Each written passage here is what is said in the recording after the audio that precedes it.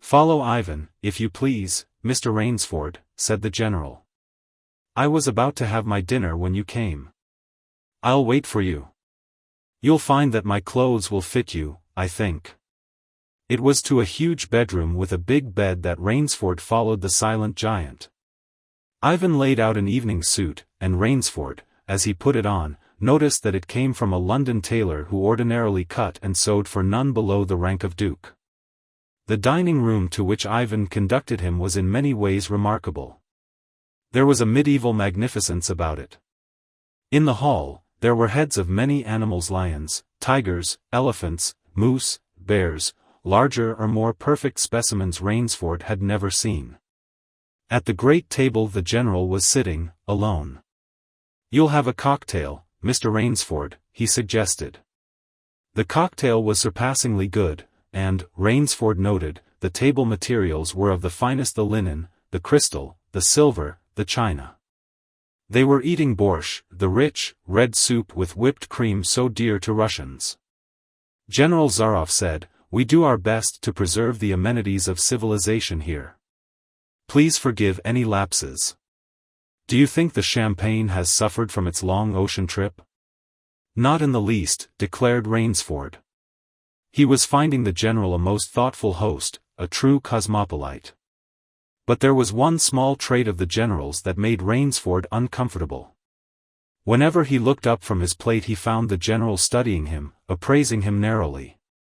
"Perhaps," said General Zaroff, "you were surprised that I recognized your name. You see, I read all books on hunting published in English, French, and Russian. I have only one passion in my life, Mr. Rainsford, and it is the hunt." "You have some wonderful heads here," said Rainsford as he ate a well-cooked filet mignon. "That Cape buffalo is the largest I ever saw." "Oh, that fellow." "Yes, he was a monster." "Did he charge you?" "Hurled me against a tree," said the general. "Fractured my skull. But I got the brute." "I've always thought," said Rainsford, "that the Cape buffalo is the most dangerous of all." For a moment the general did not reply, he was smiling. Then he said slowly, "No. You are wrong, sir. The Cape buffalo is not the most dangerous big game." He sipped his wine. "Here in my preserve on this island," he said in the same slow tone, "I hunt more dangerous game." Rainsford expressed his surprise. "Is there big game on this island?" The general nodded. "The biggest." "Really?" "Oh, it isn't here naturally, of course. I have to stock the island." "What have you imported, General?" Rainsford asked. "Tigers?" The general smiled. "No," he said. "Hunting tigers ceased to interest me some years ago. I exhausted their possibilities, you see. No thrill left in tigers, no real danger. I live for danger, Mr. Rainsford." The general took from his pocket a gold cigarette case and offered his guest a long black cigarette with a silver tip. It was perfumed and gave off a smell like incense. "We will have some capital hunting, you and I," said the general. "I shall be most glad to have your society." "But what game?" began Rainsford. "I'll tell you," said the general. "You will be amused, I know. I think. I may say, in all modesty, that I have done a rare thing. I have invented a new sensation. May I pour you another glass of port?" "Thank you, General." The general filled both glasses, and said, "God makes some men poets. Some he makes kings, some beggars. Me, he made a hunter. My hand was made for the trigger," my father said. He was a very rich man with 250,000 acres in the Crimea, and he was an active sportsman. When I was only 5 years old he gave me a little gun, specially made in Moscow for me, to shoot sparrows with. When I shot some of his prize turkeys with it, he did not punish me, he complimented me on my marksmanship. I killed my first bear in the Caucasus when I was 10. My whole life has been one prolonged hunt. I went into the army. It was expected of noblemen's sons and for a time commanded a division of Cossack cavalry, but my real interest was always the hunt. I have hunted every kind of game in every land. It would be impossible for me to tell you how many animals I have killed. The general puffed at his cigarette. After the overthrow in Russia I left the country, for it was not wise for an officer of the Tsar to stay there.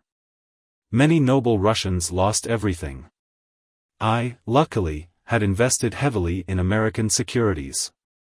Naturally, I continued to hunt grizzlies in your Rockies, crocodiles in the Ganges, rhinoceroses in East Africa.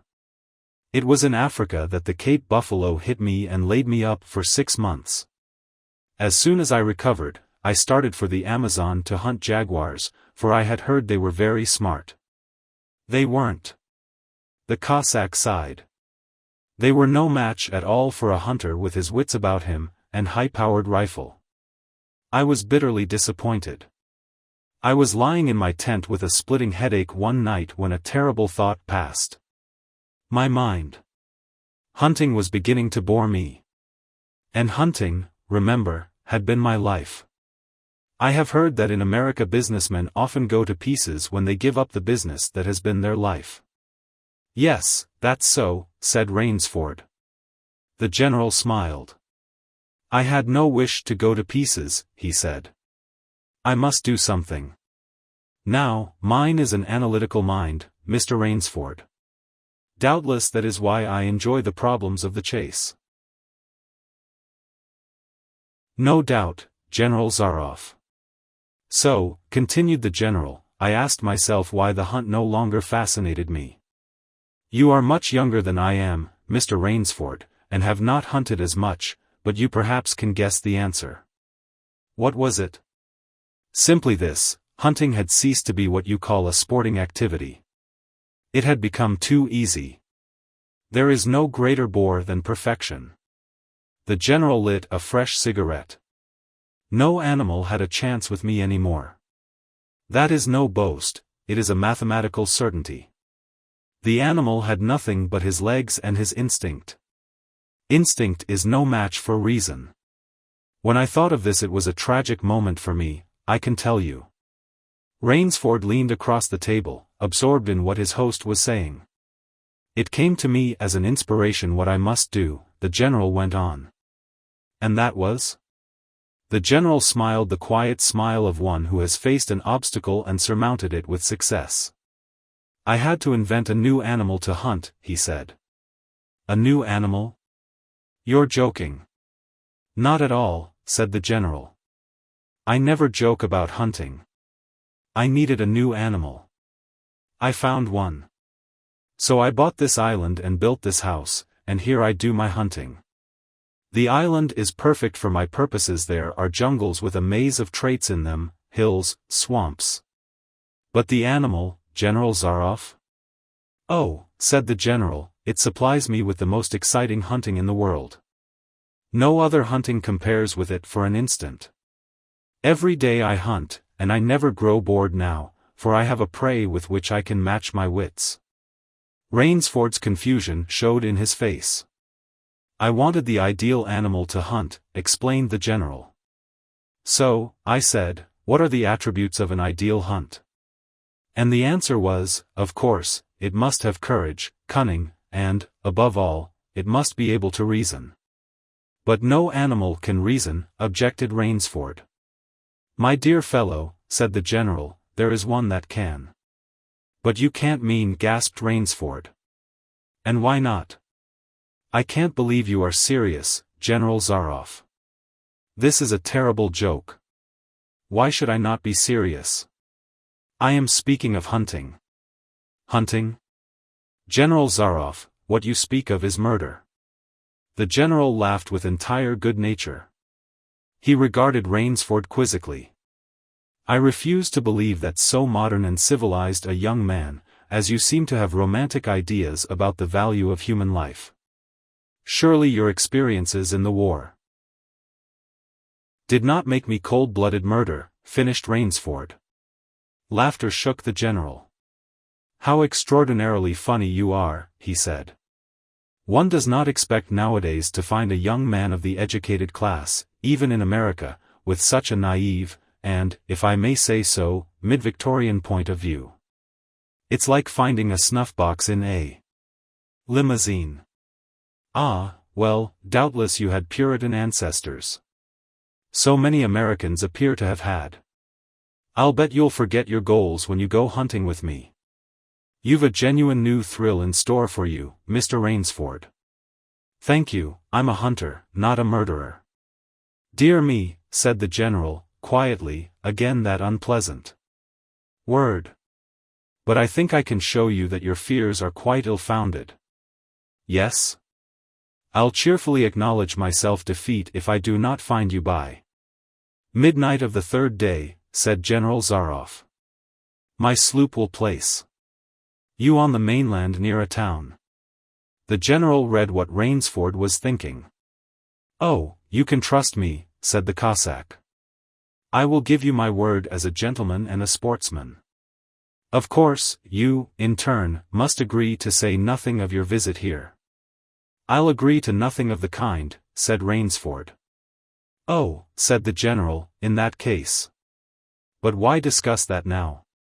3 days hence we can discuss it over a bottle of Veuve Clicquot, unless—" The general sipped his wine. Then a businesslike air animated him. "Ivan will supply you with hunting clothes, food, a knife.